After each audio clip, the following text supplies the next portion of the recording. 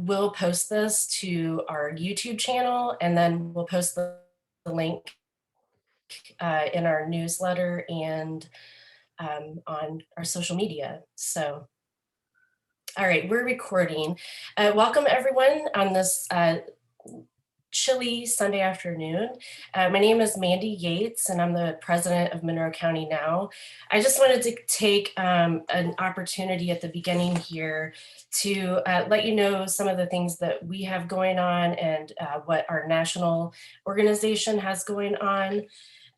So for us personally, I would just like to let you know that our next chapter meeting, it will be on April 18th. It's also on a Sunday at noon. And we'll actually talk a little bit more about what that meeting will be about at the end of this meeting. And then other than that, for our local chapter, we will be participating in the Positive Link Beyond the Diagnosis HIV Visibility Walk and Festival. We haven't worked out the details of what our part in it. We do have a team, and I will make sure that I put that link in the chat. So if you want to join our team, feel free. If you'd like to donate to our team, that'd be awesome. It's to raise money for IU Health's Positive Link. They provide free HIV testing and services in our area. Anyway, so what we're hoping to do is have an in-person walk where everyone is masked and distanced, and do the walk ourselves. And then if anybody wants to join in on the virtual part on their end after the walk, we'd love to have you. So let's see, what else do we have? For national, they're still doing their 100 Days of a Feminist Agenda. And the next Zoom meeting will be on April 8th. And it's about economic justice, called We Are Not Percentages of a Dollar, Solutions for Equal Pay Every Day. I've been watching these and they're pretty fantastic. They have really awesome panelists. So if you're able to join one of those, that'd be great. Is Shruti on yet? Not yet. Okay, I am going to toss it over to Amalia, who will talk about what we have going on for fundraising right now. Hi, everybody. So right now, we have two things. We are fundraising for NAPOF and to stand in solidarity with them right now. So I believe we have links coming in for that. It's also shared on our social media. We are also fundraising during the month of March. We have matching donors. We have 2 donors matching up to 500. So if you would like to donate to Monroe County Now, I think it's pretty common knowledge, but the majority of our funds don't go to our operating because our operating costs are very low. So the majority of the funds we get, we give to other organizations as donations, because we usually do monthly fundraiser Fridays and stuff like that. So we usually find very worthy people to donate, worthy organizations to donate to. So yeah, we have those 2 fundraisers going on right now, and info on socials and in the chat. So thank you very much to our 2 lovely anonymous matching donors this month. And just a word about the NAPOF donation. Make sure that when you do donate, that you, in step 4, make sure that your funds go directly to the Indiana NAPOF chapter. 2 of our board members are part of that, so we're happy to support them. Yeah, if you don't select that, it'll just go to the national, which, isn't the worst thing, but we'd love for it to go to the Indiana chapter. All right, Julie, would you like to talk about the survey? Sure. Hi, I'm Julie Hardesty. I'm a membership director for Monroe County Now this year. So if you're a current member, we are sending out monthly reminders for membership renewal. So when your month comes around, I'll send you a reminder to renew. Membership is available on a sliding scale from $10 to $40 per year, whatever works for you. So if you want to sign up for a new membership, I can share that new member sign up form in the chat. And then, as Mandy said, we also have a brief survey that's out right now to members and friends. So even if you're not a member, we're interested in hearing We want to learn what kinds of community engagement activities interest our members and our friends, and what you would like to fundraise to support locally. So we also have Monroe County Now Members and Friends survey link that we can share in the chat. And I think that is the update. Thank you very much, Charlotte, for sharing those links. Thank you so much, Julie. So I'm going to pass this over to Shruti. As I mentioned, we do have a couple of board members who are part of the local NAPAWF chapter. Shruti is one of the co-chairs, and in light of recent events in Atlanta, the rise in anti-Asian American racism and violence, I would like for Shruti to just talk to us about things that are going on. So Shruti, welcome. Hi, everyone. Thank you so much. So as Mandy mentioned, both Abby and I are basically founding members of the Indiana chapter of NAPAWF. And you know, as you can imagine, the last couple of weeks have both been really rough and really busy dealing with what happened. And so I just wanted to say, so thank you to Mandy and the rest of the Now board for inviting me to say a couple of things about what happened, as well as ways that you can help and support the Asian American community. And also a shout out to Now for putting us on the Friday fundraiser. So I just wanted to say a couple of things. I know everybody knows what happened in Atlanta. And so I wanted to say a little bit about how it's affecting you know, us here in Indiana. And again, things that we can do both to support one another, but also to move forward. So, you know, I'm sure you've seen and heard sort of the outpourings of grief and, you know, people expressing both mourning and fear about what happened in Atlanta, about the murders in Atlanta. And I can say that for myself, I felt like it was another one of those times in sort of this long line of different events where I saw sort of fear and intense grief and this sense that like, why haven't people listened and why haven't people done anything about what has happened? And, you know, I can point to these very specific times when I was growing up and in my life that there were moments like this. I grew up, when I was a child in the 1980s, I went to elementary school in New Jersey and Pennsylvania. And at that time, there was a group of people who called themselves the Dot Busters and were going around New Jersey attacking people they believed to be of Indian descent, you know, because they were upset that they were moving there, among other things. That was followed right afterwards by the murder of Vincent Chin. You know, and I remember other things like September 11th. I remember people in my parents' community starting a phone chain to call everybody they knew, all the South Asian and Asian families that they knew, and say, go buy an American flag right now and plant it outside your front door. Get as many American flag stickers as you can and put them on your car. Even if it's illegal to put things on your window, just put it where people can see it when you're driving, or you're not going to be safe. And there's been many other times like that. And I felt like this was another one of those times that people were just the entire pandemic, people have been talking about escalating violence and hostility and hate. And I think this was the moment that everybody dreaded. And we want to do everything possible to make sure this doesn't happen in Indiana or anywhere else. And I think it's important. I thought I would do some like do's and don'ts that I'm sharing from the national chapter as well.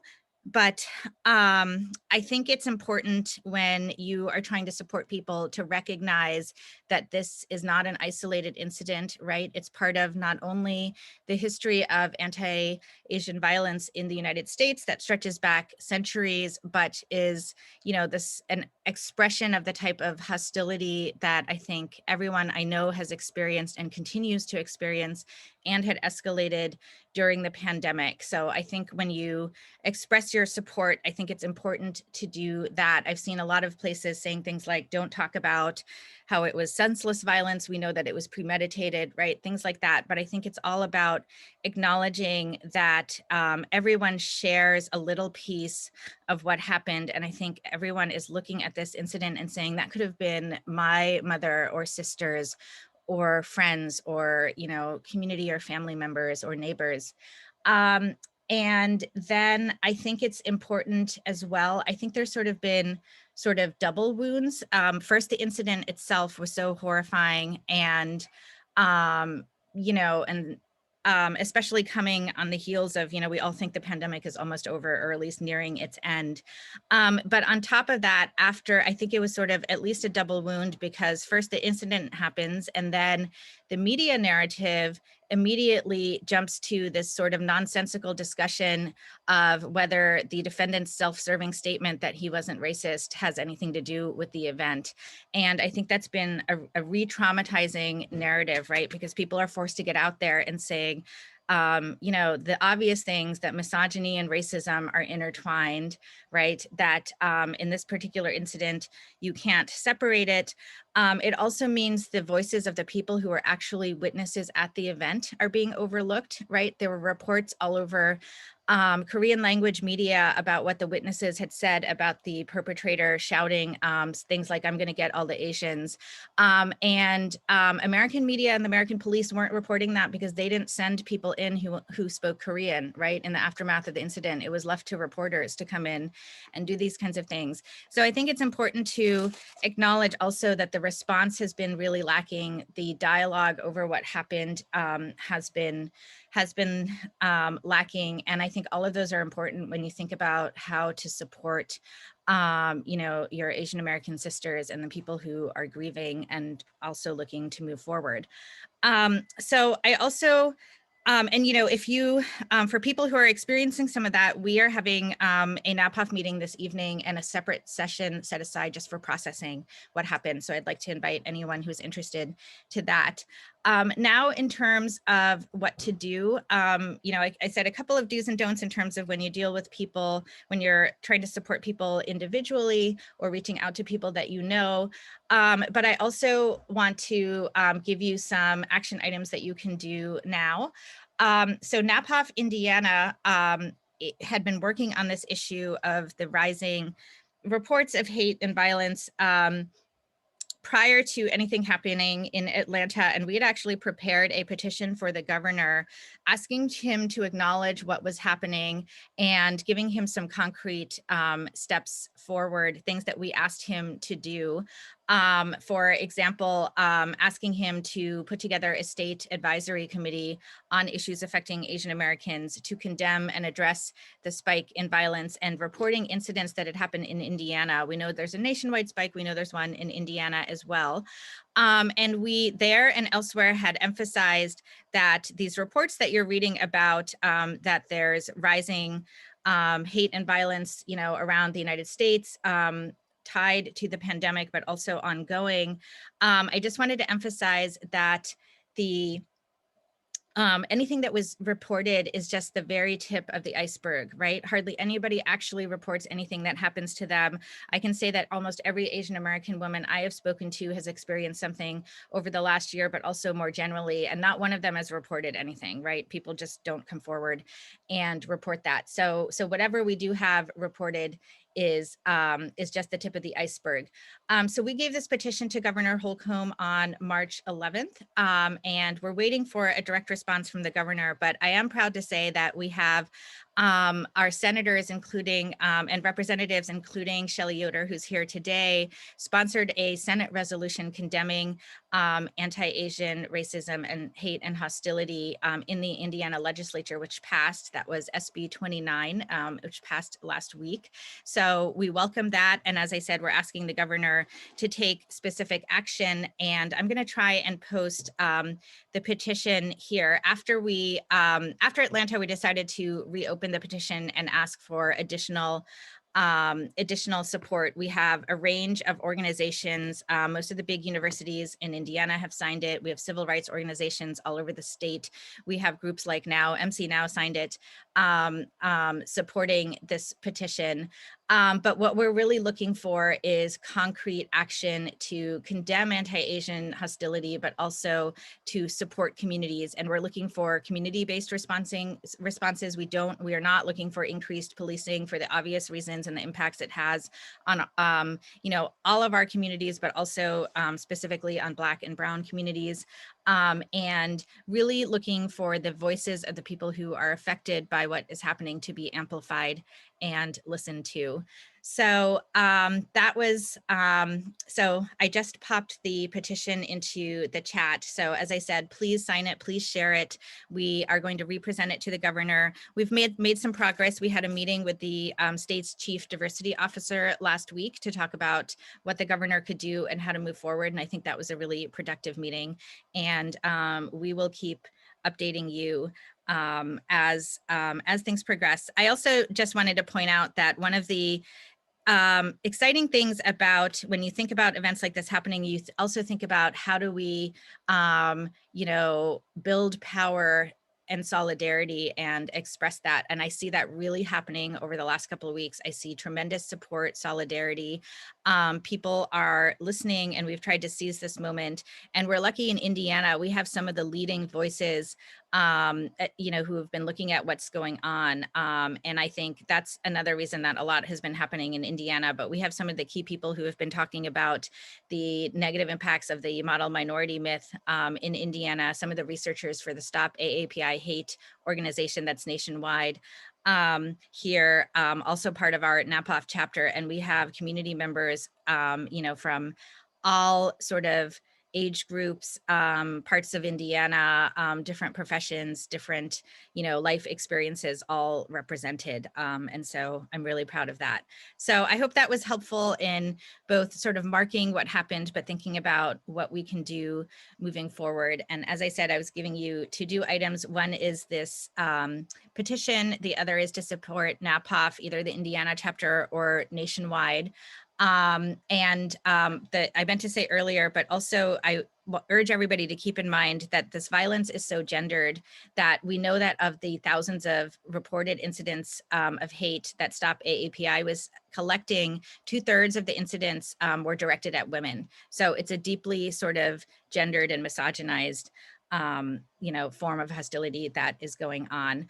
And then I was also supposed to give you a quick legislative update. So I'll move from that to other action items. There's 2 other pending bills in Indiana that I wanted to let you know about related to our now core issues, which also are linked very closely with NAPOF's core issues. One is that there's an omnibus abortion bill, HB 1577, that may come up for hearing at any time and is sort of a smorgasbord of attempting to restrict abortion in a number of different ways. Some of the key provisions are attempting to eviscerate the judicial bypass option for minors seeking an abortion, expanding exemptions for people who don't want to provide information on abortion. Stay tuned and we will tell you how to fight that if it comes up for a hearing, and updates on where that is going. There's also HB 1309, a pregnancy accommodation bill that's up for hearing on this Wednesday at 10 a.m. It's great that it is moving towards protecting pregnant workers, but could go much further. So we'll urge you to push for that as well. And with that, I'll turn it back over to Mandy, and thank you for your attention. Thanks so much, Shirley. So Jess was asking if there's a closing date for the petition at this point. There's not. Our initial closing date was March 11th, and then we just thought we had to open it. And so I think we're going to keep it open at least for the next 2 weeks or so until we get another audience with someone from the governor's office. So, so please, you can use like April 1st as a deadline if you want to give one to people, but we will just keep seeking it, I think, at least until the first week of April. Okay, thank you. Thanks so much, Shruti.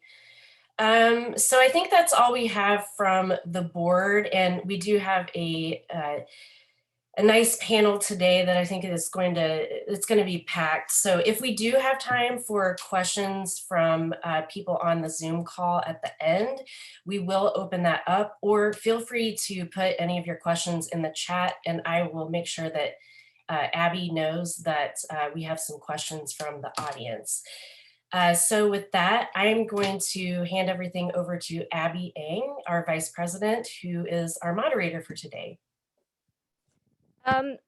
So thank you so much, Shruti, for that wonderful breakdown of the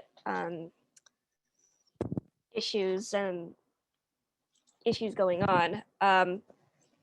So today we have 4 panelists, and we're going to go in the kind of alphabetical order by last name. And so today we have Nicole Bolden, City Clerk, Isabel Piedmont-Smith from the Bloomington Common Council, District 5, Jacinda Townsend from MCCSC, District 6, and Shelli Yoder from State Senate, District 40.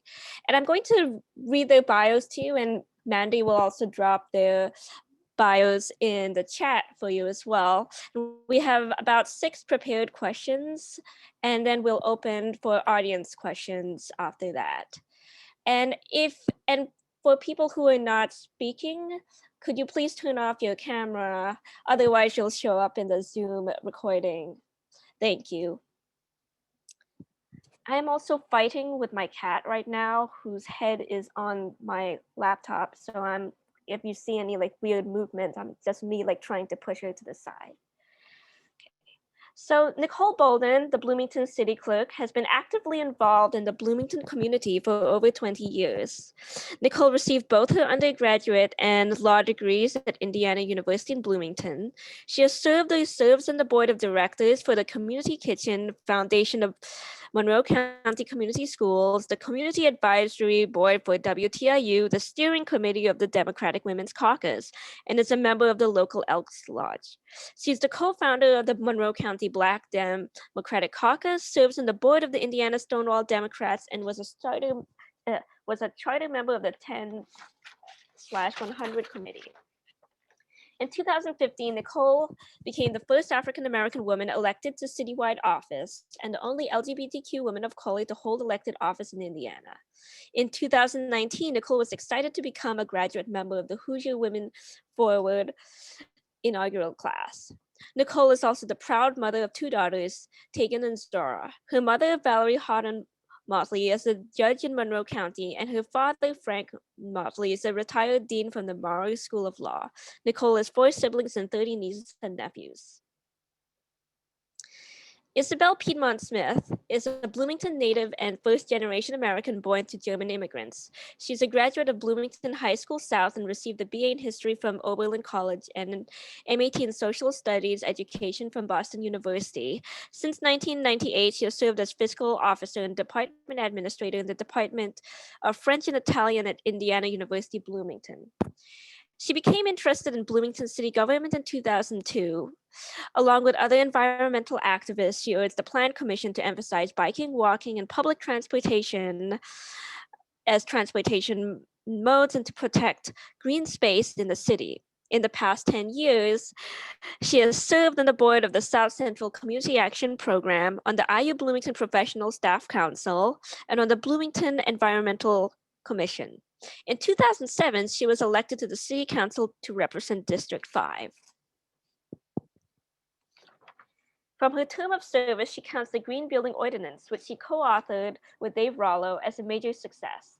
And she is also proud of her work on the Plan Commission to ensure pedestrian-friendly development downtown and limits to growth in the city's edges. Jacinda Townsend is a mom, novelist, software trainer, and member of the MCCSC Board of Trustees. She is the author of Saint Monkey, published in 2014, which won the Janet Heidinger Kafka Prize and the James Fenimore Cooper Prize for Historical Fiction, as well as being the 2015 honor book of the Black Caucus of the American Library Association. Her second novel, KIF, will be published by Grey Wolf Press in the summer of 2022, and her third novel, James Loves Ruth, is represented by Alice Spielberg. Townsend grew up in South Central Kentucky and took her first creative writing classes at Harvard, where she earned her BA, and at Duke, where she earned her JD.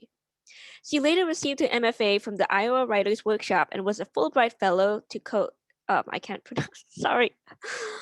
Elected in 2020, Senator Shelli Yoder serves all residents of District 40, which encompasses Monroe County. She was selected to serve as Assistant Minority Caucus Chair.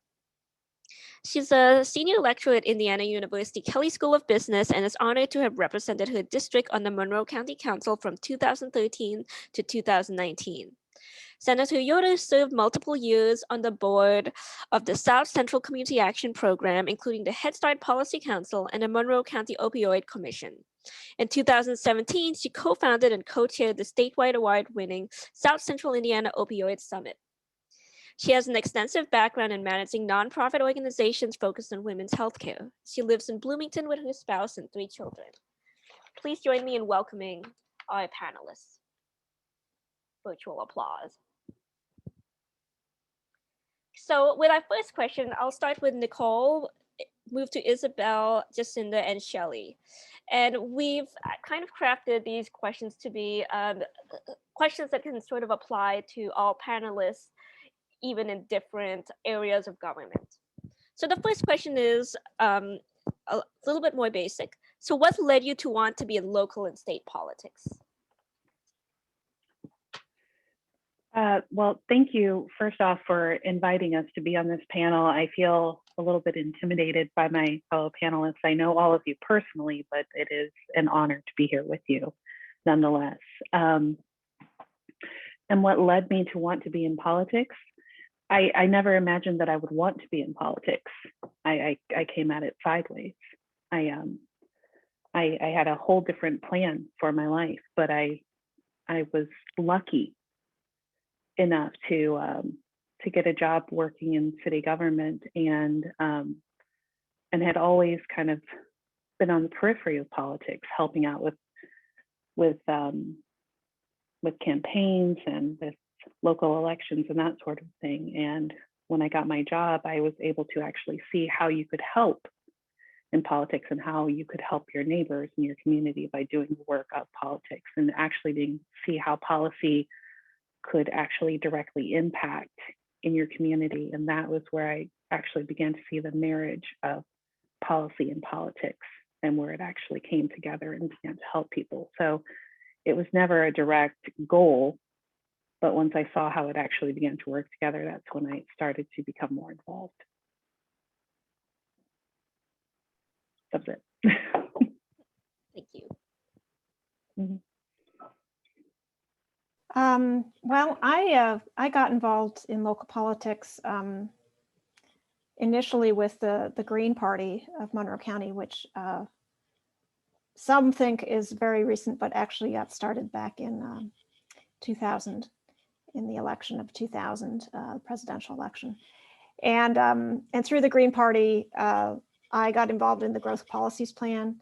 I've always been interested in planning issues, and I think that comes from just growing up in Bloomington. I'm a native of Bloomington, and seeing, all the green space that we used to play on kind of be overtaken by condos and big box stores and other development. So that was my first kind of involvement in city government, was just, speaking up during all the public meetings for that initial growth policy plan that was adopted in 2002. After a few years, to nobody's surprise, the Green Party could not really get a foothold in a two-party system. So I went back to the Democratic Party, which has become quite progressive here locally. And I ran for office in 2007. But I think it was really the land use issues and the environmental issues that got me involved. It's funny, I'm the opposite of Nicole, because I had, when I was a kid, decided that I wanted to go into politics, and it's why I went to law school. And then after law school, discovered I was an artist, and that just vanished from my head. Until so we moved to Bloomington in 2011. In 2016, we moved to California. where one of my children became the only Black kid in her whole entire school, and the other became one of 7 Black kids in an entire junior high. So we moved back here, and that's in fact why we moved back here. So when the school board seat became empty in 2020, I saw at the same time I saw that I had moved back here for the schools.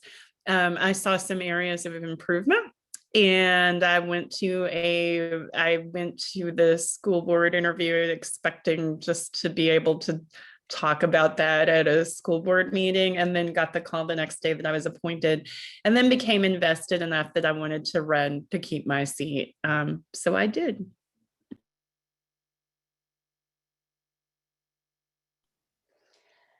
Thank you so much for inviting me here. I am Shelli Yoder, and first got involved in running as a candidate, not because I thought I wanted to get involved in politics so much as I was frustrated by the lack of conversation around issues that mattered to me. And I didn't see people who I felt conveyed or held the values that I held or wanted for myself and my kids. I am a mom of 3, and I decided to go from an advocate activist role into candidate role in 2012 when I decided to run for Congress. And that was my first run and first jump into politics, with the help of great people like Regina Moore. I see her on this call, and others from the DWC. I got involved and ran for the Democratic nomination for the congressional 9th district in Indiana, and was successful in 2012, and had a really exciting progressive campaign. We were unsuccessful overall, but it really gave me an opportunity to sort of see some of the issues outside of what I had seen from kind of a spectator point of view, and decided to run for the caucus for the Monroe County Council, and was elected and served on the Monroe County Council, and was able to see and get really passionate about issues that I didn't understand, how issues of roads and bridges, issues of public health, issues of accessibility really played into issues of justice. And seeing that from that level really got me hooked. And so when Mark Stoops announced that he wasn't running again, I decided to run for the state Senate. And here I am. And I really actually cannot believe that I am on this panel with Nicole Bolden, Jacinda, Gides, Townsend Gides, and with Isabel Piedmont-Smith. So I'm thrilled to be here, and I'm really thankful that we now have a chapter of Now in our own community. Thank you. And so we're going to start with Isabel for this next question. And so what do you see as your priorities in your respective positions, and how have you fought for these priorities? Isabel. Well, my priority is really to do everything we can locally to both prepare for and mitigate global warming and the impacts of climate change. I think this is not just an environmental issue. This is a social justice issue, because those who are disadvantaged in society will bear the brunt of the changes that are coming with climate, and have already in some poorer nations have seen a lot of damage, and we've seen that in India and Bangladesh and Pacific Island nations, which are slowly, some Pacific Island nations are slowly just disappearing. So it's a worldwide issue. And I know that locally here in Bloomington, we can only do so much, but I think we need to do our utmost and do everything we can, both within city government operations and encouraging activity throughout the community, which the city has done through the Solarize program that's now in its 5th year, and also through its choices as far as transportation infrastructure, and really encouraging green building in its development approvals. And I think we've seen that increasingly where we do have some leeway as far as approving development petitions. We really require a certain level of green building, and the amount of density allowed now in our downtown and some other areas of the city is quite limited unless you implement green building activities or green building into your project. And another aspect that I think is related is affordable housing. And I know we're going to get to that in a later question, but that's also being incentivized through the city's actions. Now, as was mentioned in my bio, I way back in 2010, I think it was, or 2009 maybe, passed the green building ordinance for city buildings so that they have to be brought up to a certain level of energy efficiency. But it's something that it's kind of the lens I see all of our legislation through is climate change. And is this going to help us mitigate our contributions to climate change, and or is it going to help us prepare for the future when our climate is going to be very much different? And that's also has to do with ensuring that individuals in lower income or no income parts of our community have, will have shelter from flooding, and will have shelter from the days of extreme heat that we can expect to see. So it really ties into many different issues in city government.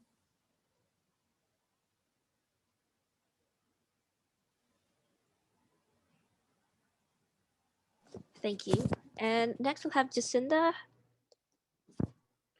And I apologize. Can you repeat the question? I got so lost and that was so engaging what Isabel was saying that I forgot what the question was. So what do you see as your priorities in your respective positions, and how have you fought for these priorities? Sure. So, one thing that immediately happened the minute I started serving on the board is that COVID fell upon us. And I think, initially I was very concerned about the ways in which schools were reopening and the rapidity with which we decided they should reopen. But once they reopened, one of my priorities became making sure that online education was being delivered as equitably as face-to-face education, and also making sure that teachers were being given a fairer deal in terms of a number of things, not just, delivering curriculum, but also getting the right PPE and stuff like that. We also had a superintendent search. I wanted to make sure that that person had, equity and inclusion. And so we fought pretty hard for that. And I think we have a good person.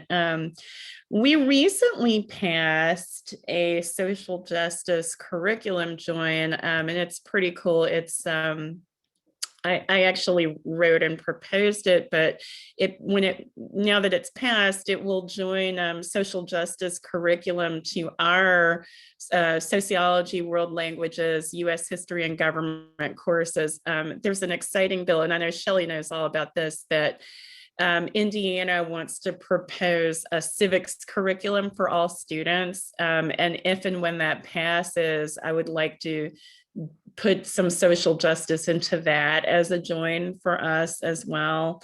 And there are two other areas that I'm particularly exercised about. One, and I'm sure you'll ask a question later, Abby, but I can talk about this a little bit more depth. But one is that not only do we have a huge disparity in terms of disciplinary statistics by race and socioeconomic status in MCCSC, But we have some real issues around school resource officers, and the one elementary school in our corporation that has a security officer is the one school that also has the highest Black population and the highest free and reduced lunch population. So that's an issue that I'm very concerned about. And the last one is a little bit of a thing I've always felt strongly about, and that's that I think, people don't realize that high ability is actually part of special education. And we're lucky in Indiana that it is actually funded as part of special education, but it's something that's always under political attack here. And I think, I would love to get this message out that it's not necessarily a pocket of privilege, but that those are children who have some pretty serious social and emotional needs. And I think I know two of us have kids in there, we can testify to that, that they're special. So yes, those are my priorities when I'm working on. Well, thank you so much to Isabel and Jacinda. I would say, I'm going to not talk about, because Jacinda touched on public education and Isabel touched on the climate crisis. I'm going to talk about decriminalization of both mental health and substance use disorders. This is my first General Assembly, my first session. I'm new, but one of the bills that I filed of the 10 that I was able to file this year it came directly out of the work that I was doing with the county. And one of the bills we were trying to get passed was a decriminalization of sticks and of needles. And I filed that bill because so many of law enforcement do end up getting stuck themselves. And it not only saves money, but it does help with keeping people who need resources and a different kind of intervention other than with the criminal justice system. So it would no longer be an offense to have a needle on your person. And I actually was able to build some coalition. We didn't get a hearing this year, but we're going to continue to build that support and reintroduce it next year. But it's been really fulfilling to be able to bridge the work that we started in Monroe County and to find other partners, both across the aisle in the Senate, but across the aisle in the House, who want to see this legislation become law in Indiana. But what we were able to get, at least a hearing, it's not done yet, so I need everybody's support here, and that is number one, an extension of syringe services and syringe programs in the state of Indiana. The language that we had was to extend it to 2030. That has since been changed to 2026, but it is something, and it's having a hard time actually getting across the finish line. So we need some advocacy there in convincing our senators that continuing our syringe programs is a mental health concern, and we should all be absolutely, sort of shaking the bushes and making sure that we do extend our syringe services program. But the other thing is decriminalizing and removing the criminalization of HIV. We have a bill right now that is going through Indiana code and addressing the way we have stigmatized HIV and destigmatizing that language that's in code. That bill is making its way through the Senate right now. It passed through the House unanimously, and it's getting some snags in the Senate around the issue of people donating blood and then finding out that they had HIV and criminalizing that behavior, when we know that that's actually not even based in science. And what we were able to do with our blood supply for the Red Cross in the United States is the healthiest, cleanest anywhere in the world. And we have the science to be able to stop those protections. We don't criminalize Hep C. We don't criminalize other diseases that are detected in blood that is donated. So why criminalize HIV? And that is a sticking point right now. So any kind of support that you could give to that bill right now, the number is escaping me, but I'll get it and I'll put it in the chat.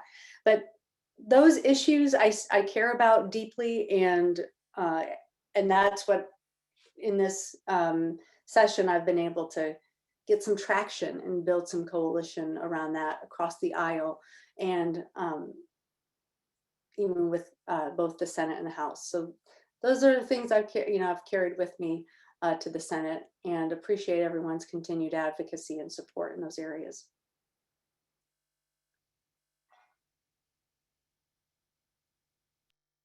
Nicole?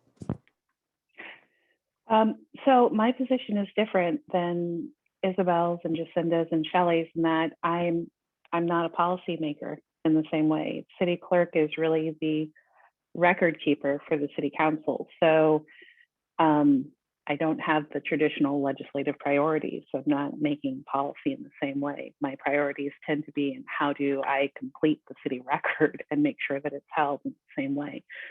So I'm not focused in on doing the same things. I'm usually focused in on how do we make the record as complete as possible. And we're still, working on filling in the gaps that we've had. I mean, the pandemic kind of threw us for a loop. So we're still trying to catch up on things over the last few years. And we're doing it in a time when meetings have been getting longer and longer and longer. I'm still trying to catch up on my sleep from our marathon session from what was that, 3.5 weeks ago, Isabel?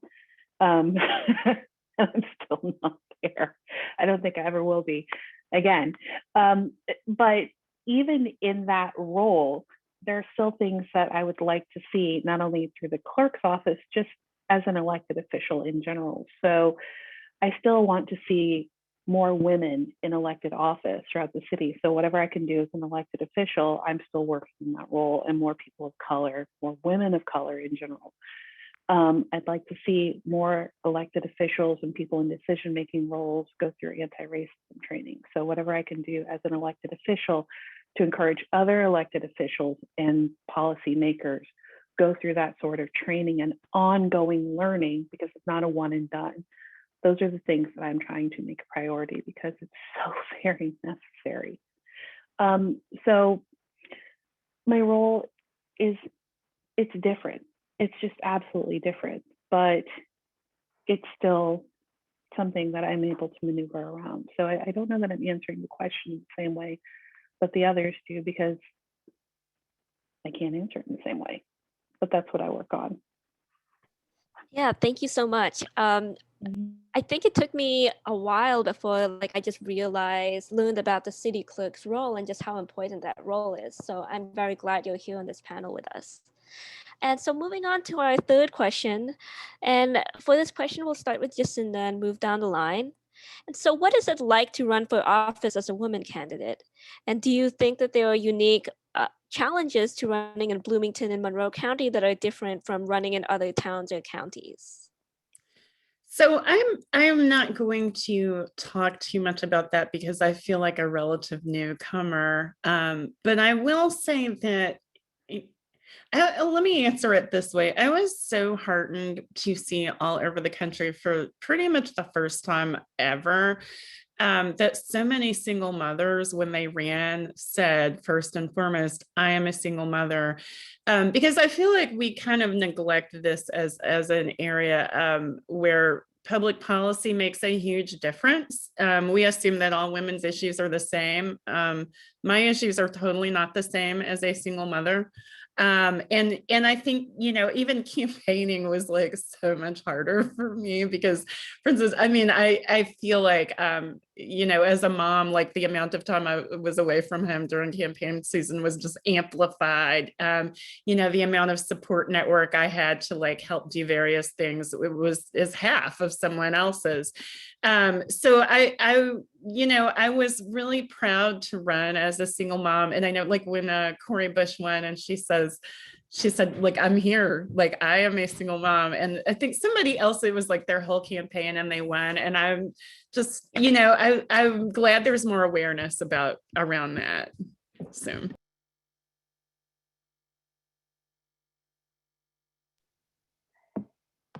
I don't know how it is to run as a woman in other parts of the state. I only know here, and I would say that I am so fortunate.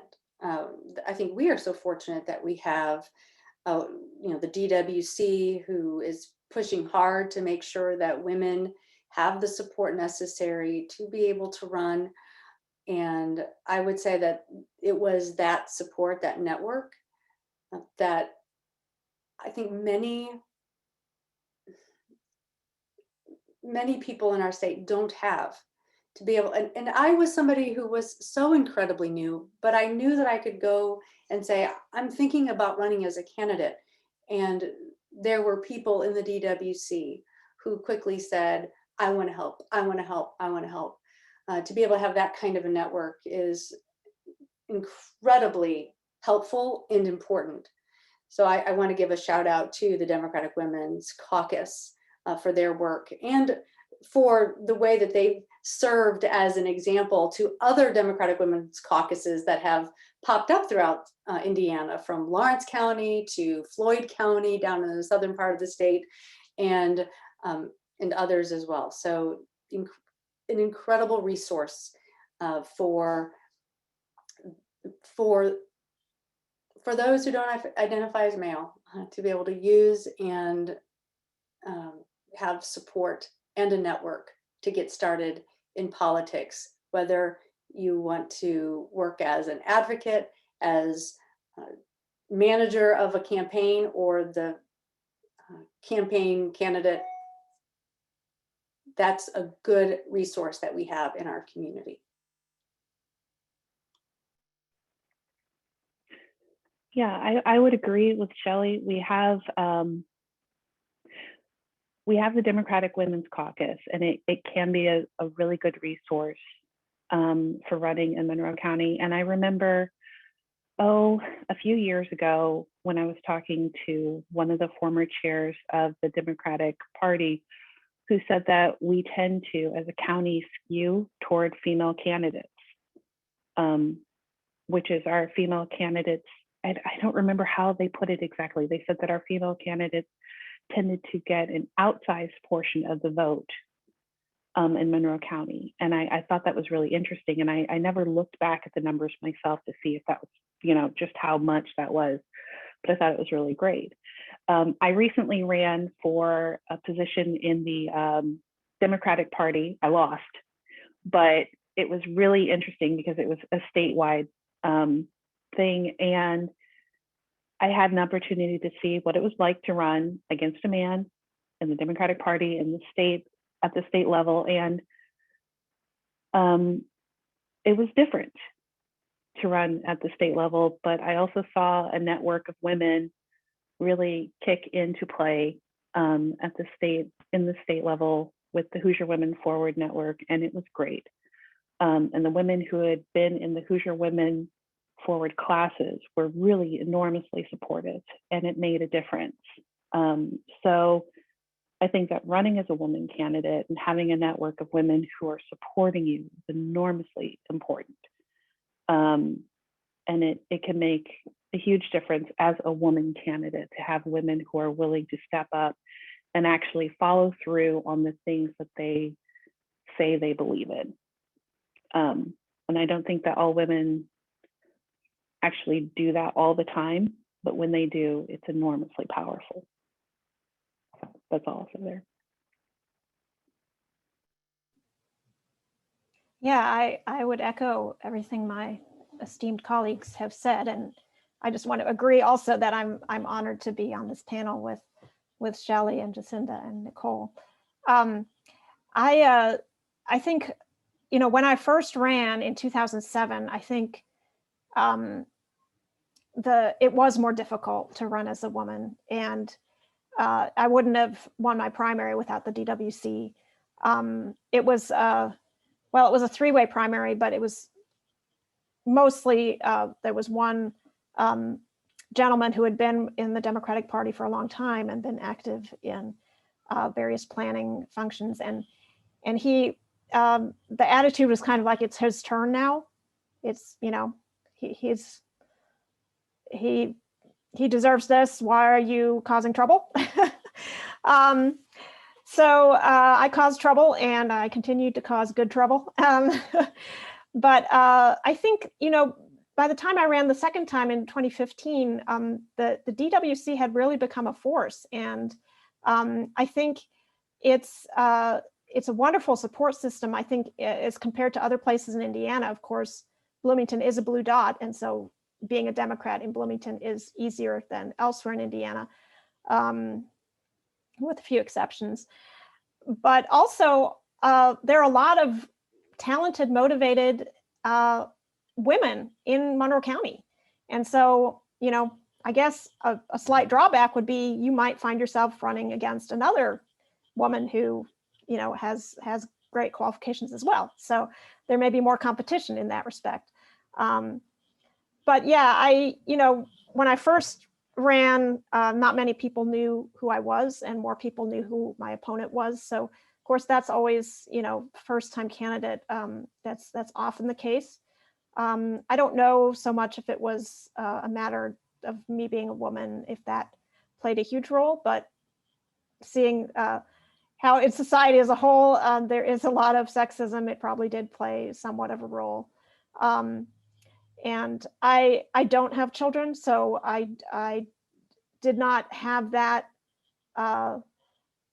that to juggle. And I just admire women who can raise children and be so active in the community and in politics. So shout out to you all.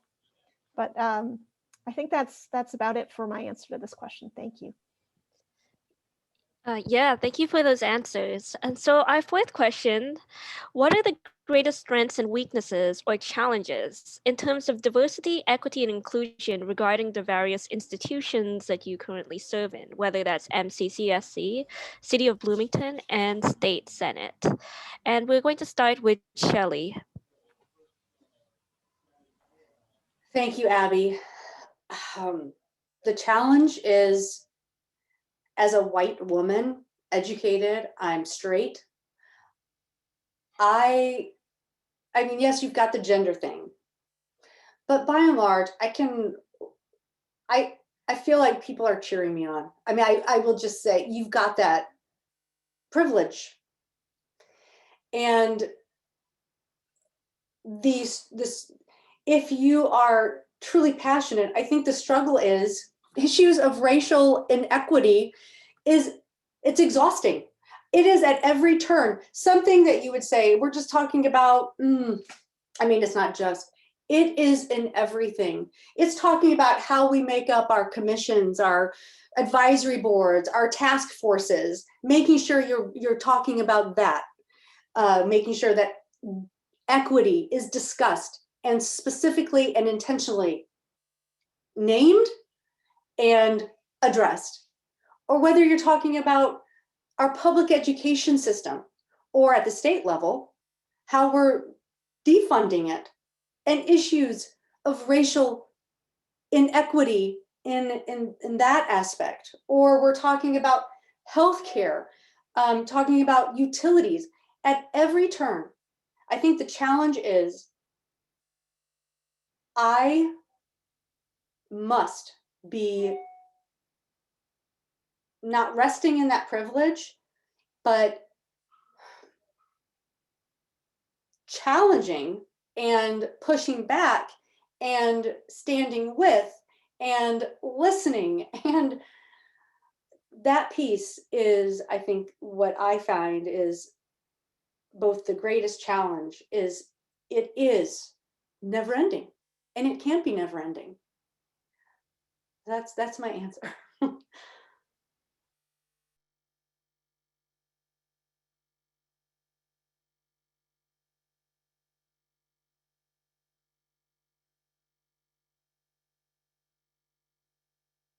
Oh gosh, did I freeze? Is there, okay, no. All of a sudden I was like, oh man, We're all just like applauding you. It's one of those moments of I bet my screen is frozen like this. And no one heard any of that. But yes, I just it is it is my greatest challenge, and it will forever be.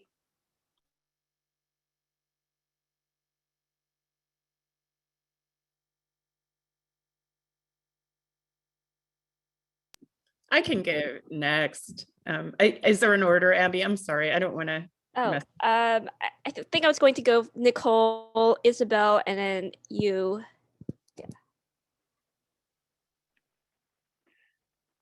Jacinda, if you want to go next, that's fine with me.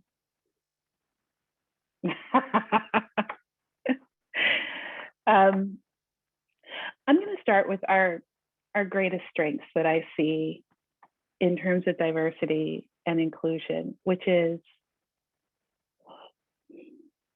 one of the greatest strengths that I see at the city is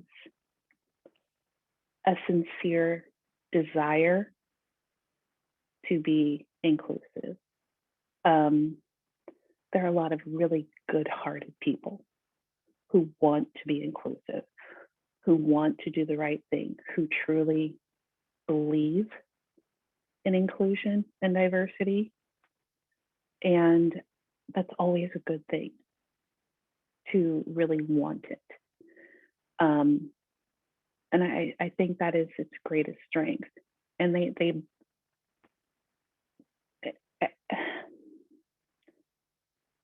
is a very good thing that they want to be inclusive. Bloomington has a good heart. I love this town, so I would never say that it doesn't want to be a good place. I think that's also its biggest challenge, because when you believe in your innate goodness, sometimes a criticism of it feels like an attack on its character. And so when you critique something, it feels like you're being told that you're bad, rather than that you have some growth or some work to do. And that can be hard sometimes. And it is difficult for people to hear that, hey, there's something that you did in this moment that was not your best. And when you hear it from a person of color in particular, the instinct sometimes is to turn the criticism on the person of color rather than hearing the message, and to sit with it for a minute and actually turn it back on yourself. So it becomes a challenge. And it becomes a challenge for the people of color, because sometimes there are very few people of color within our institution as a city. So it puts a great deal of weight on the people of color within our city as an institution who speak out.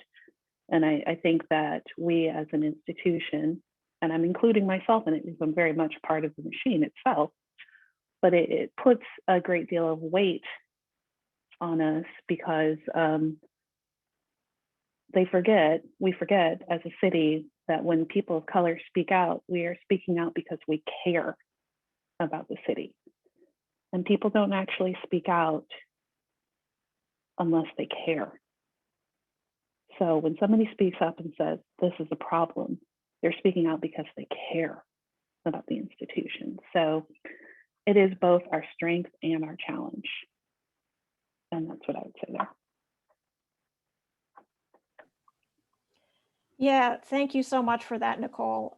That is so true. And, you know, as somebody who has heard from you that I can do better in some things, I appreciate it. But it's hard for me to hear, you know, because I want to do the right thing from the get-go, but sometimes I don't. So I think in Bloomington, yeah, we have a lot of well-meaning people who want to do the right thing. But the recognition that systemic racism includes the city of Bloomington is not quite there yet. People have not quite understood that the systemic racism that everybody was talking about after the murder of George Floyd, it's here too.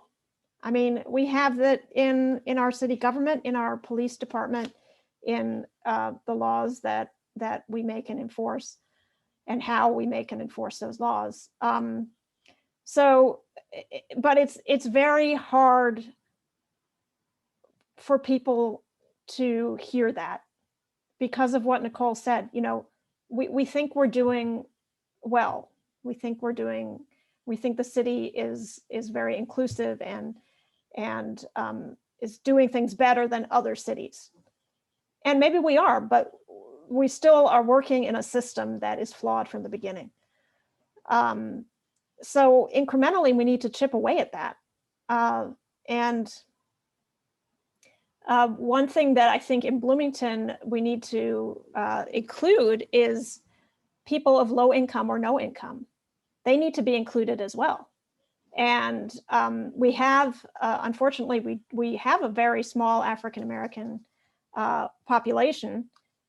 We have a much bigger low-income population, and there's overlap there to some extent.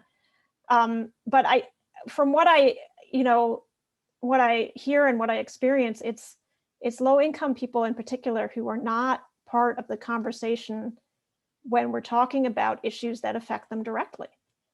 And that is, I mean, in addition to the inclusion of people of different races, I think the inclusion of people of different incomes is vitally important in the city. And one thing that I tried to do to help in the situation was with some colleagues creating the CAPS Commission, the Community Advisory on Public Safety Commission, which I didn't do in the right way. As Nicole pointed out to me last fall, that it was kind of some white people got together and said, hey, this is a good idea. But the idea itself is to form a commission to appoint people who do not have a seat at the tables of power, either because they're of a different race or income bracket, or they have experiences that have disadvantaged them in our society, and to create that commission and hear from them how we can improve public safety in the community. So hopefully the idea is still going to have merit and going to improve the inclusion of voices in city decisions. See, I'm so glad I let everyone else speak first. And I am so glad to be on a panel with these thoughtful women, Nicole, Isabel, and Shelli. Thank you so much for everything you've said. I'm going to agree with that so much. And I'm going to talk about a few sort of specific areas in MCCSC. And I want to preface that by piggybacking on what Nicole said and say that, when we moved away to California and moved back here, we were moving back here from a place in California where I'm not even sure people would have said we have good hearts and good intentions. And I can't tell you what a difference that is. We moved back here from a zero growth community where we had to actually vote. The whole entire town had to vote anytime there was a new development, and they always voted no. Housing prices were like insane. They were pretty much San Francisco housing prices, and that's how people wanted it. The town was 1% Black, 99.99% millionaire. Everybody had on khakis. There were no artists. So, to come back here to a school corporation that is integrated, there was a huge difference between 1% Black and 4.3% Black. And I think, in a place like Indiana, there is no actual sort of design, or in a place like Bloomington, I will say, not all of Indiana, but there is no actual design to keep people out of Bloomington so much as to keep people sort of segregated in Bloomington. And this is what I want to talk about in MCCSC, is that we have a huge problem in terms of sort of balances of free and reduced lunch populations in school, a huge imbalance in terms of racial differences in school. So just to give you some idea, across our corporation, we have 32.8% free reduced lunch population. At Childs, that's 9%, and at Fairview, it's 87%. Fairview is also 21% Black, which in a town where the population's 4.3, you can see that's a huge difference. So what happens is that, you know, we have a couple of schools that need a lot of Title I help. We have schools, a couple of schools, and, you know, nobody wants to admit this or talk about it, but those schools have huge class sizes. So not only do you have huge class sizes, but you have a lot of students who need Title I and other help. Contrast that to a school that's, you know, completely affluent. In 1996, the school districts were redrawn. As a lot of us know, they were redrawn, kind of funny. Now they look like puzzle pieces. You know, I lived very close to Childs, was not districted for there.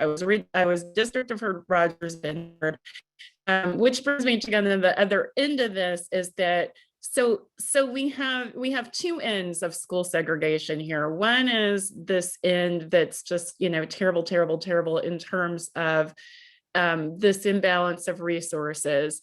When you put all the free and reduced lunch and Black kids in one school, then you have a situation where you can say, oh, okay, we're going to also assign a security officer there based on no data whatsoever. That assignment I learned recently was based on no data. He was just put there. And I'm going to guess that the data that was considered was demographic data, which is a terrible message to send, you know, not only to those students, but to the community.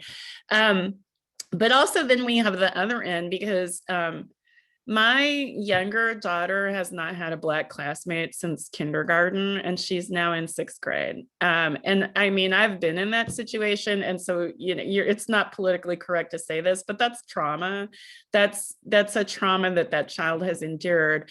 And, you know, and I think there's to end this, as you can tell, I'm very passionate about this because I went to segregated schools, right? And you know, there's a lot of sort of talk about how redistricting takes time and we should wait and we need to wait until this and the referendum and da-da-da.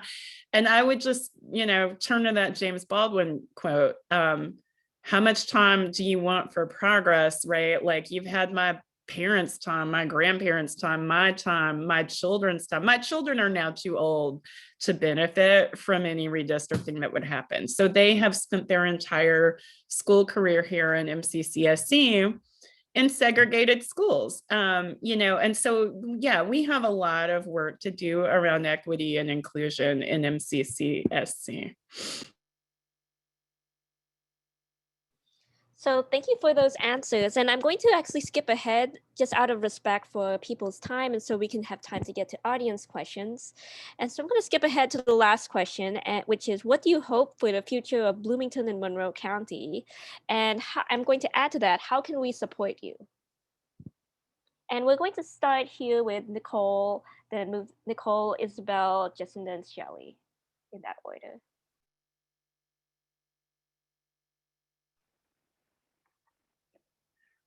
Oh gosh, where to begin? That is such a broad question. And honestly, that is a huge question. I mean, what do you hope for the future of Bloomington, Monroe County? You know, I hope that we continue. I hope that we can grow. And I don't know that I necessarily mean grow or grow. I think that Bloomington and Monroe County have the potential to be an incredible space. We're great now. We have the potential to be incredible, right? all of the makings are there. We've got the bones for it. We just need to build on it. We have the infrastructure. We can do so much with what we've got here. We've got incredible minds here. Our schools can get so much better. Our community has all the bones and the makings for something so much better.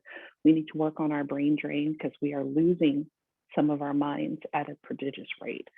And we need to work on that. We need to work on our plans for our growth, because some of our neighborhoods are actually declining as opposed to growing, and our streets are kind of going downhill. We need to work on our utilities and everything else. I mean, so everything's there. It just needs to get better. And it's such a strange thing to say. It's like we're kind of at that tipping point where we can either go up or down. I think we have the potential to go up, but that's such a broad question where I'm looking at it going, and I want so much for our community, and I'm looking at it going, I want to stay here. When you talk to people about what do you want to do, and you look around your home, and it's that kind of thing of I want to age in place. This is the community where I want to age in place. So my hope is that we can age in place here, which is kind of morbid now that I've said it. And I know Jacinda, you want to age in place in Morocco, and but I want to be able to continue to touch base here in this community. This is where I want to be. So I hope that we can grow well, and that we can continue to welcome in more voices, more diversity, and continue to welcome more Brown and Black people and not make them feel isolated. So we have a lot of growing to do, but I think we can do it. We just have to be a bit more intentional about it.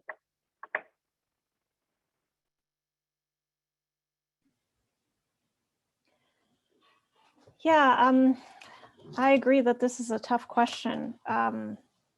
Hopes for the future of Bloomington. No homelessness. It's a huge order, but we need to start by recognizing the huge problem that currently there is no legal place for people to sleep if they cannot get a bed in a shelter, and the winter shelters are closing soon, and we're going to have people as we have throughout the winter, but especially in warmer months, we will have community members who have no legal place to sleep. And I think this is a big problem. In addition to that, of course, we need longer term solutions to homelessness, which includes mental health care, addiction treatment, more job training programs. Many different tactics need to be employed. I hope for zero emissions from city government, that we can get all of our energy from renewable sources. That is a very idealistic hope, because we rely on Duke Energy, which still has coal and natural gas as their major parts of their energy portfolio. But we can do more than we are currently for geothermal and solar in the community. My hope is that the local arts scene and local businesses recover from COVID. I mean, right now, let's just hope for being able to go to the theater in the fall. I think that the city has done a good job of supporting the arts community, and we need to do more of that as funds come from the federal government. I think that is one thing that I value and love, and is also an economic driver here in Bloomington, is the arts community. We need to keep that going. And just I hope that we can disagree with each other and still respect each other. And that has, during the Trump era, that has become increasingly difficult, even in the little liberal bastion of Bloomington. I mean, we're experiencing right now the very high emotions about the Unified Development Ordinance and allowing duplexes in existing single-family neighborhoods, and the vitriol on the different sides of the issue, or maybe not vitriol for most people, but the kind of my way or the highway kind of thinking is very detrimental, I think, to the community. And trying to understand both sides of an issue is so important, and reaching compromises where the compromise does not go against social justice, I think is important. I mean, in some things I won't compromise because it's, it goes against my principles, but other things I think we can try to understand the other side's perspective and move forward in an incremental fashion.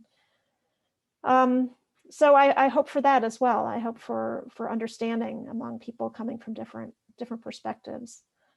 So those are a few of my hopes for the future. And what can you all do? Just keep advocating for issues that are important to you. And if you want to explore solar, let me know and I'll hook you up.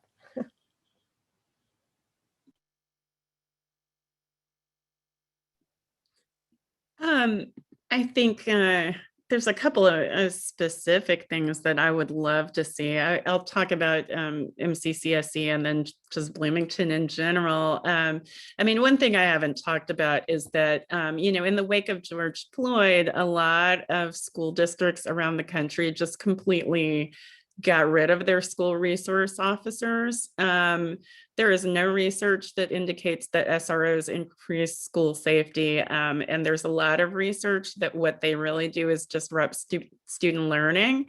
They push Black and brown kids out of school through suspensions and expulsions, and they normalize the presence of police culture and contribute to the school to prison pipeline. I, as a parent, am very uncomfortable that I walk into my kid's high school and the first person I see is a school resource officer. What I would love for us to do with that money is invest in school counselors, because at each high school, we have one school counselor for every 500 students, which I don't even know how they even get like transcripts together, let alone actually counsel students who need that. And post-pandemic, we're gonna have to really gather students who we've lost. School resource officers are not going to do that. Counselors will.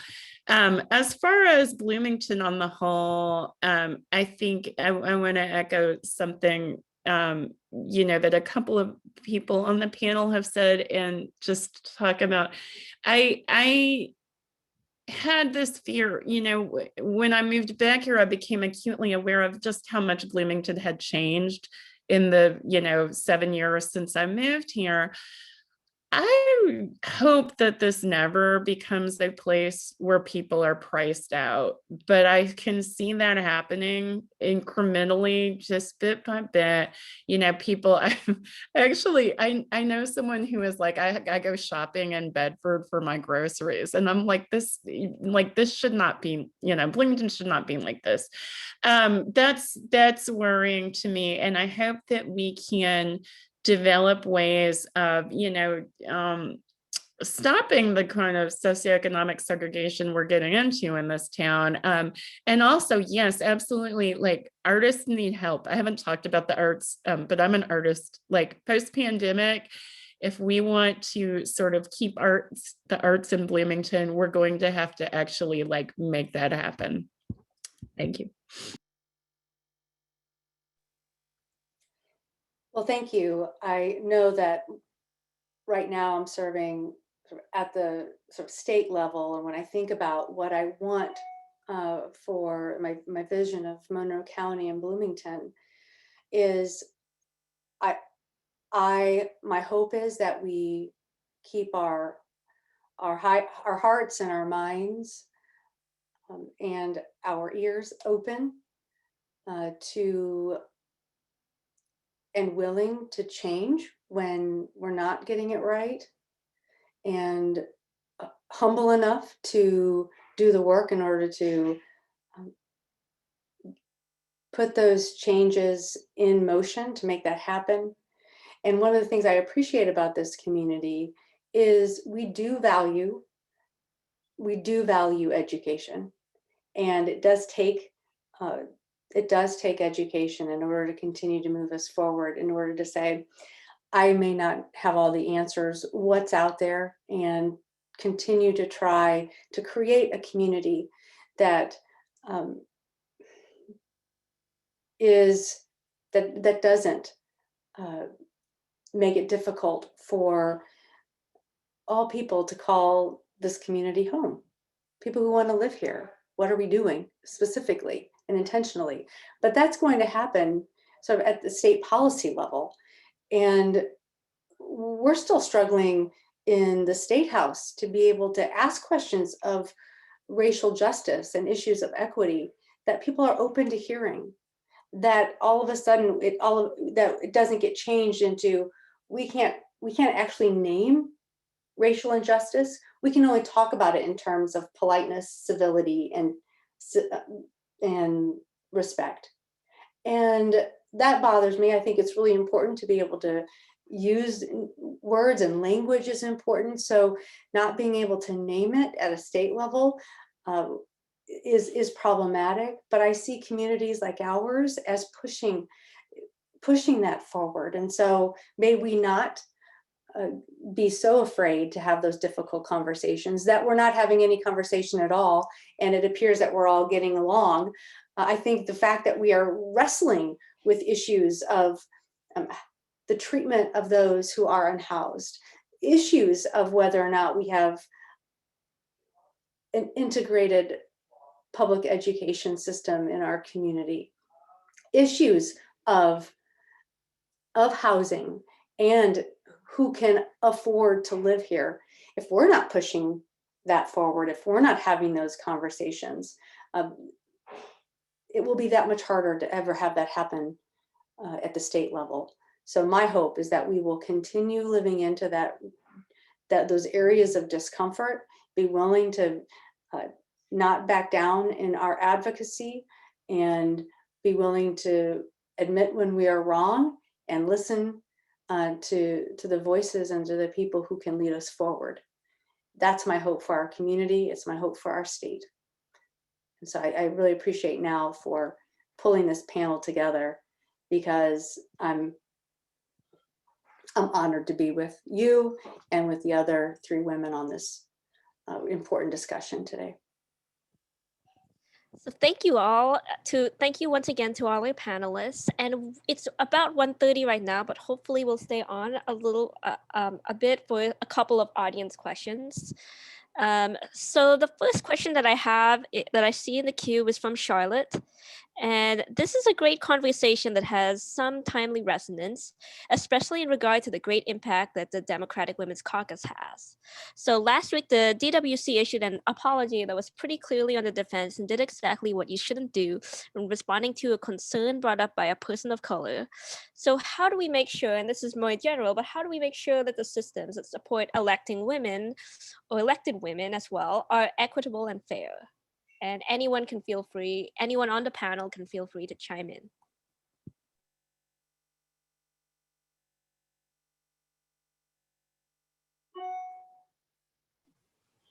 Well, I would just say that I think it's important for not just one person to decide to speak for a group, but rather to run it by several diverse people. And I think we need more diverse members in the DWC and members on the steering committee. And, sometimes I know, having been the person who did the Monday morning news about, 8 or 10 years ago, I know it's often a deadline thing and you're just trying to finish it up. And, but words are important, like Shelli said. And I think that, having more people involved in your communications is a way to be more inclusive. And also just kind of, if it does have to be one person and one white person writing something, I think, taking a step back and looking at it through a different lens is important as well.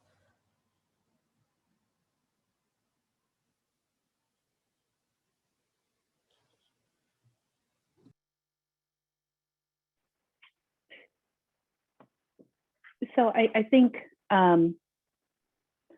one of the hard things that happens is a lot of times you get into situations where you have a group and you may have one or two people of color, and what happens, and it can be unintentional, is that you'll have that group and they'll turn to that one person of color and say, is this okay? Did we do it right? Great. And then they go from there. And it tends to place a heavy burden on that one person of color because they become that checkpoint. And time and again, they're answering for all people of color, or, you know, maybe all Latinos, or all Black people, or all Asian people. And it's kind of that, I can't be your diversity expert. That's not their role, but they tend to start having to answer for everything. They can't check every statement. They can't answer for everything that goes out. That's not their role. That's not their purpose. If you really want to support people, elected officials, and when you're focusing on electing people, there's a lot of self-checking that has to go on, and a lot of self-educating that has to go on. You have to check your base assumptions that you're making when you're actually writing statements and everything else. You have to go back and research. Yeah, a lot of times you're working on a deadline and everything else, but you have to go back and double check everything that you're doing. And it's hard. It's hard work, and you're doing it. And yeah, the apology, non-apology that went out was not great. I saw it and I was kind of going, ooh, that was rough. But when we see that as people who consume the Monday morning news, we have to say, this is bad, and let's tell you why this was bad and how we can make it better going forward. If you need help, this is what we can do to help you. Because we all, as consumers, bear some responsibility for saying, we recognize your good intentions, and this is where you fell down. And we can do it with some recognition. We don't have to do it with a nasty tone. We can just say, this is where you can do better, right? Or if we think it was done with ill intent, we can say so. But we all bear responsibility to one another, so we should all follow through. Or at least that's my opinion on this. And creating a support network for those who are isolated is very important, because so often recognizing if there's only one person in the room, recognizing that that person is isolated is very important.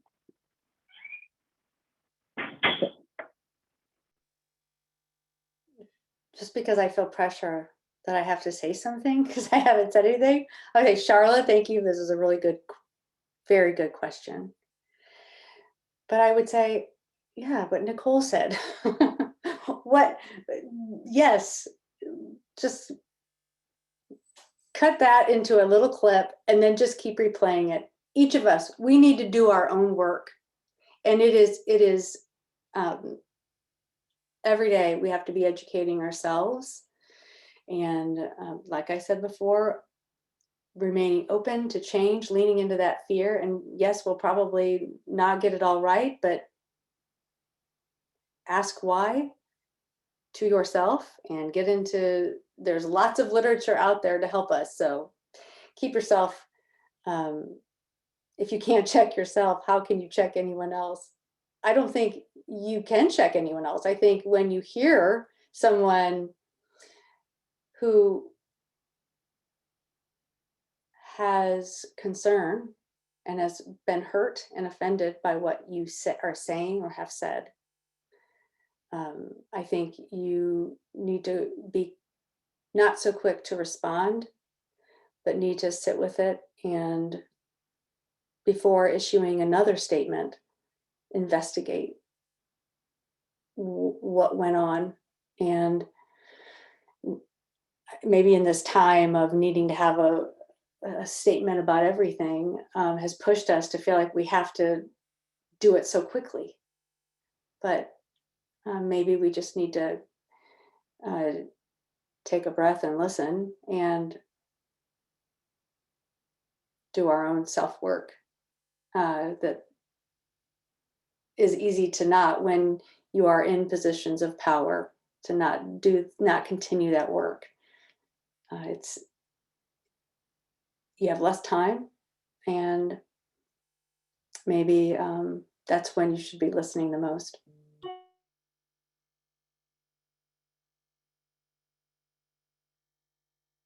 So the next question, I think, is probably more for Jacinda, maybe. It's from Jennifer. But I think if people can feel free to chime in if it's something that you're also knowledge about. So any advice, tips, or strategies or main players to contact for local parents to really push forward issues of public health and safety for our children in local schools? I'm trying to raise awareness in our county about the lack of radon testing and mitigation in any local schools. Radon gas is the #1 cause of lung cancer after smoking. We live in a zone 1 for radon. Recently reached out to MCCSC reps, county health officials, and others to urge local schools to test for this gas and remediate, since they do not currently do this. And I also have a constituent meeting scheduled with Senator Yoder next month to discuss state action.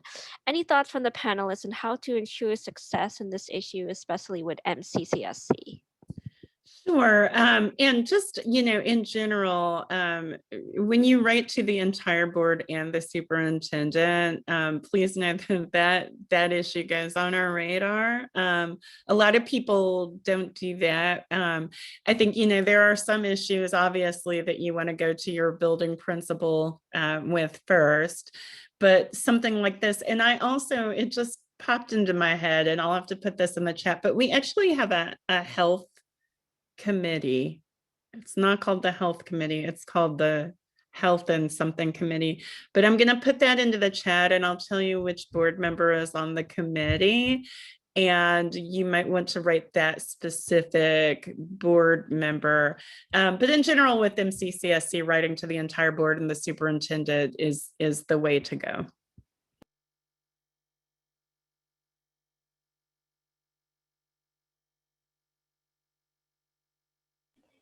I just wanted to add, whenever you're writing to an official email address for an elected individual, that does become part of the public record, and so it could be disclosed if somebody has a public records request. Just FYI.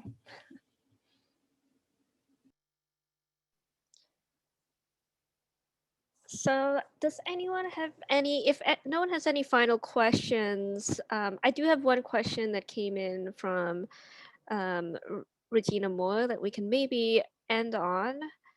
And that question is, how do you vote or advocate for an issue that your constituents feel strongly about when your personal views are opposite theirs?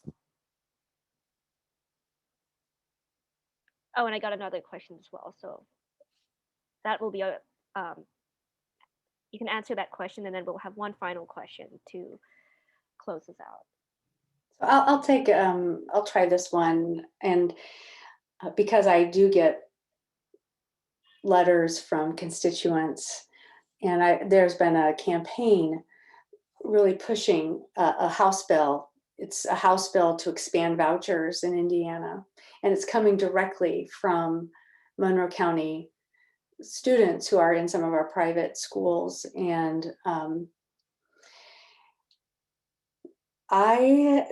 writing this response has been a 2-week process, because it's very complicated. I'm getting these letters from students as young as 8 years old through the school. So it's through the principal and or their teacher.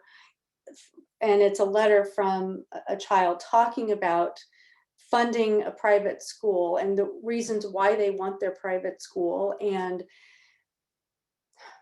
I want to acknowledge, number one, that I love that they're passionate about their school.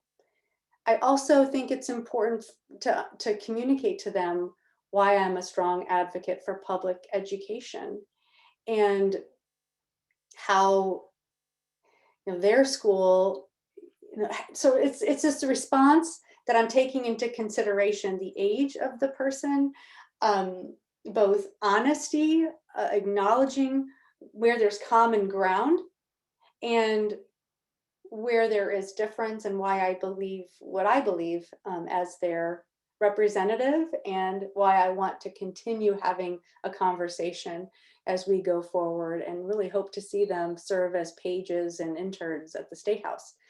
So that's kind of how I come at this, because we were really at different places, but there were things that we shared. I am excited that they're engaged with me, their senator, state senator. I'm excited they love their school and care about their school and the success of their school. But I also think it's important for them to know where I'm coming from and the values that I have as well. We'll see how it goes.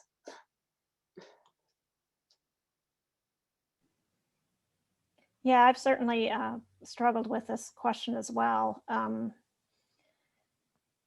The recent defeat of Ordinance 2106, which would have decriminalized homelessness, basically, and which would have allowed the city administration, the mayor, to designate an area of public land where people experiencing homelessness could spend the night. It would have allowed that. It would not have actually designated such land. But anyway, so that was defeated, and it was, the 9-hour marathon meeting, and it was very acrimonious, and it was very emotional. Prior to the meeting, of course, I had talked with constituents about the issue, and many constituents were opposed to the ordinance, even though, and I was one of the co-authors of the ordinance, so obviously I was in favor of it. But I think that many of the concerns stemmed from not fully understanding the ordinance. And I always hate to, I always hate to tell people, well, you just don't understand, because that's, I don't want to minimize their concerns, because their concerns are real, and their lived experience is real. But sometimes, it got translated into, Isabel wants to turn Bryant Park over to people experiencing homelessness, which is not what was in the legislation. And a lot of the troubling interactions that people had and that they brought forward, troubling interactions they had had with people experiencing homelessness, or with people that they perceived to be experiencing homelessness, would not have been remedied or made worse by the ordinance. So it was a lot of tangential issues. So sometimes it's just a matter of saying, okay, all right, you hate this ordinance, but let's see what exactly is it that troubles you? And is this ordinance going to make it worse or make it better? And if it's not going to make it better, then let's see how we can make the situation better. So I think, like Shelli said, let's see what we can agree on. We can agree that it's unpleasant to have somebody urinating on the side of your building, but let's see what we can do about that. And it's often not related directly to the legislation at hand. Yeah, I would just add to that, that, I think this came up a lot during COVID when schools first shut down, and it was also distressing to me. I think people were, some people just completely wanted to disregard any health recommendations whatsoever and just open schools up and let everybody play sports at all times. And, that drove me nuts. I was way on the other end of things. But I think what I learned is that you have to listen, and it may not be that you can find common ground. It may not be that you can even explain your position or win people over, or what's the polite, well, in any case, I think that there was so little listening going on. And for example, I think there was this whole sentiment that, oh, the people who wanted to keep their kids at home were so privileged to be able to do so. And I was like, I'm a single mom with no health insurance. Like, that's actually why I want to keep my kids home from school, And so I think it's important for me that the voices that aren't being heard are heard, because that's what we don't have enough of in government. We have a lot of voices that are always heard, and then we have these sort of perspectives on an issue that are rarely there. And so I kind of always seek to be that person.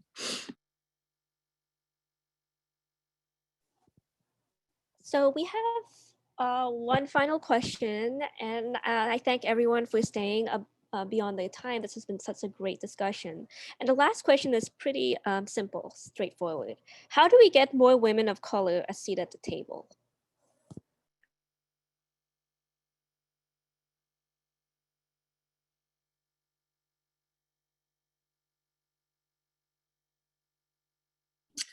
I think, one thing that we have to do is think about, and this is true across the board, like I've found this in every area of my life actually, is that we don't often think about tapping people of color on the shoulder and saying, hey, have you considered running for this? Because I will support you if you do.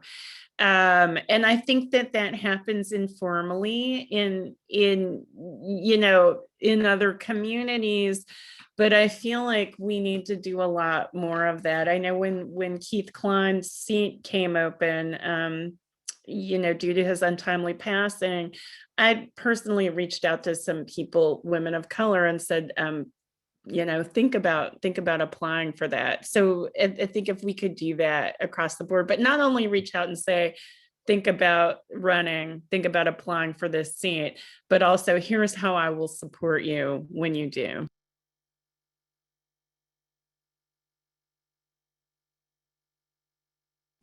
Yeah, and I would just add that serving on a board or commission of the city or county government is a great way to get started and to learn more about how a government works. And it's a good springboard to perhaps running for office. I was served on the city's environmental commission for 4 years before I ran the first time. And I do try to, reach out and encourage people of color to apply. And actually just interviewed one on Friday that I had encouraged to apply to the CAPS Commission. So, but what Jacinda said is so important, not only encourage them to apply, but say, here's how I'm going to help. And then I would add to that, asking people to run and helping them to run.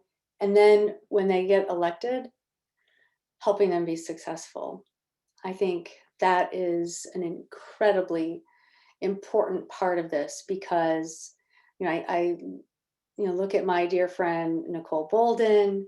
I look at my dear friend Chairwoman Jennifer Crossley, and I think about them being trailblazers in these roles. And sadly, I think it can put them in really difficult positions. And so they need us around them, protecting them, encouraging them, cheering them on. And that's I think a really important piece of this is making sure they succeed, doing all that we can to support them.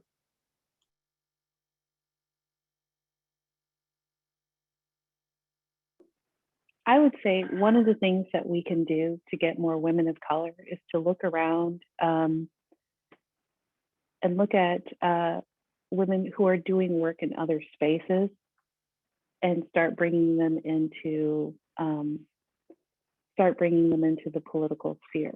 So we see women, let's say, for instance, in now, who are leading panels such as this, Abby, who might be great in city government. And I don't know what district you live in, but maybe you would consider running for city council. Hint, hint, Abby, would you consider it? We'll talk. So, it's not that hard. I think Natalia Galvin is on this call right now. Natalia, would you consider running for city government? We already know Jennifer Crossley's on this call. Point is, we could start talking about having women of color run for office, and we can also encourage other people who are sitting in those seats to step down and make room for them as well. So it's a two-part process, right? Hey, women, we need you to run. Hey, other people, start making space for them and then support them as well. And yeah, we're not only going to knock doors for you, we're going to donate money to you as well, because we all know we need money. So to run for office. So we need to do all of these things to make space for them. And we need to encourage them to run. It's across the board. And we need to start building a bench for women of color to run for office. And there are lots of women out there. We have a small population, but it doesn't mean that the women out there aren't already working and just busting their asses for their communities and for our greater community as well. So let's go. And Trudy, yes, and I don't know you personally, so I apologize for not adding your name to it. It was not because I'm trying to neglect you. It's just that I haven't met you yet. And I promise you, when we get out and about, we will meet. So part of it is just making space and saying, hey, yeah, I've done my time, I've done my work, and I'm going to make some room for you to come in and do that. Part of it is reaching out and training up and making space and doing it. And it's hard, I think, because a lot of times people tend to reach out to people that they know directly. So there's a little bit of a, I don't want to say click, because it's not quite that. It's you reach out to people that you know and you're familiar with, and there's the whole familiarity dynamic at play. And sometimes you're going to reach out to people that you don't know and you're not friends with. But you're going to have to make that leap into somebody that you don't know and you're not that familiar with. You will get to know them. You'll get to know their work dynamic, and you'll get to be familiar with them eventually. You may never be close personal friends, but they will do great things for your community instead. So take the leap and reach out. That's it.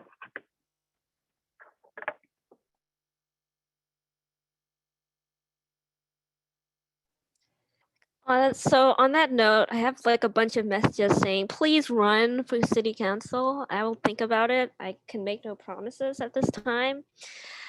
So to close, save the date for our April meeting. We'll be meeting on Zoom on Sunday, April 18 at 12 p.m. Eastern Time. Lene Carroll, Chief of Staff of the Indiana Senate Democrats, will recap what has happened at the legislative session and, most importantly, what she thinks fall will look like. And for the remainder of that meeting, we will go into breakout rooms to start forming statewide coalition building strategies for fall's legislative session. And let's take the time to thank all of our panelists for their time and for their wisdom and advice. It has been an honor to moderate a panel of such amazing women. And again, I can make no promises about my future plans, but it really does mean a lot to see those messages. Thanks all. Thank you. Have a good afternoon. Thank you all so much.